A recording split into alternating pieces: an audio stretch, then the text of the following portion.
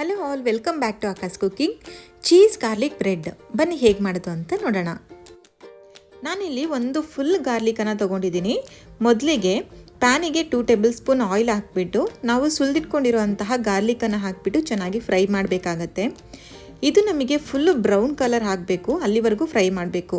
ಆವಾಗಲೇ ಟೇಸ್ಟ್ ಚೆನ್ನಾಗಿರೋದು, ಇಲ್ಲಾಂದರೆ ಸ್ವಲ್ಪ ಹಸಿ ಸ್ಮೆಲ್ ಬರುತ್ತೆ. ಅದರಿಂದ ಚೆನ್ನಾಗಿ ಫ್ರೈ ಮಾಡ್ಕೋಬೇಕಾಗತ್ತೆ.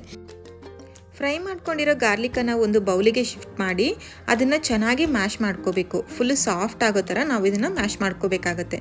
ಇದ್ರ ಜೊತೆಗೇ ನಮಗೆ ಎಷ್ಟು ಬಟರ್ ಬೇಕೋ ಅಷ್ಟು ಬಟರನ್ನು ನಾವು ಆ್ಯಡ್ ಮಾಡ್ಕೋಬೋದು. ನಾನಿಲ್ಲಿ ಅನ್ಸಾಲ್ಟೆಡ್ ಬಟರನ್ನು ತೊಗೊಂಡಿದ್ದೀನಿ, ಅದರಿಂದ ಸ್ವಲ್ಪ ಸಾಲ್ಟನ್ನು ಆ್ಯಡ್ ಮಾಡ್ಕೊತೀನಿ. ನೀವು ಸಾಲ್ಟೆಡ್ ಬಟರ್ ತೊಗೊಂಡ್ರಿ ಅಂದರೆ ಸಾಲ್ಟ್ ಆ್ಯಡ್ ಮಾಡಬೇಕು ಅಂತ ಅವಶ್ಯಕತೆ ಇರಲ್ಲ, ಯಾಕಂದರೆ ಜಾಸ್ತಿ ಆಗಿಬಿಡುತ್ತೆ. ನೆಕ್ಸ್ಟು ಸಣ್ಣ ಸಣ್ಣ ಕಟ್ ಮಾಡಿರುವಂತಹ ಕೊತ್ತಂಬರಿ ಸೊಪ್ಪನ್ನು ಅದ್ರ ಜೊತೆಗೆ ಹಾಕಿಬಿಟ್ಟು ಚೆನ್ನಾಗಿ ಮಿಕ್ಸ್ ಮಾಡಬೇಕು. ನಂತರ ರೆಡಿಯಾಗಿರುವಂತಹ ಪೇಸ್ಟನ್ನು ನಾವಿಲ್ಲಿ ಬ್ರೆಡ್ಡಿಗೆ ಸ್ಪ್ರೆಡ್ ಮಾಡ್ಕೋಬೇಕು. ನಾನೊಂದು 3 ಬ್ರೆಡ್ ಪೀಸಿಗೆ ಆಗೋಷ್ಟು ನಾನಿಲ್ಲಿ ಪೇಸ್ಟನ್ನು ರೆಡಿ ಮಾಡಿರೋದು. ನಿಮಗೆ ಜಾಸ್ತಿ ಬೇಕು ಅಂದರೆ ಇದ್ರ ಡಬಲನ್ನು ಹಾಕ್ಕೋಬೋದು ಮೆಜರ್ಮೆಂಟಲ್ಲಿ. ನಂತರ ಚೆನ್ನಾಗಿ ಸ್ಪ್ರೆಡ್ ಮಾಡಿ ಆದಮೇಲೆ ಚೀಸನ್ನು ಹಾಕ್ಕೊಳ್ಳೋಣ. ಚೀಸ್ ನಿಮಗೆ ಎಷ್ಟು ಬೇಕಾದರೂ ಹಾಕ್ಕೊಳ್ಳಿ, ನಿಮ್ಮಿಷ್ಟ ಅದು.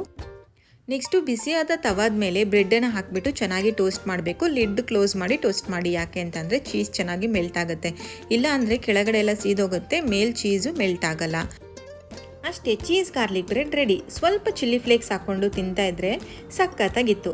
ಇದೊಂದು ಒಳ್ಳೆ ಈವ್ನಿಂಗ್ ಸ್ನ್ಯಾಕ್ ಅಂತಲೇ ಹೇಳ್ಬೋದು. ನೀವು ಕೂಡ ಖಂಡಿತ ಟ್ರೈ ಮಾಡಿ, ಹೇಗಿತ್ತು ಅಂತ ಕಮೆಂಟ್ ಮಾಡಿ.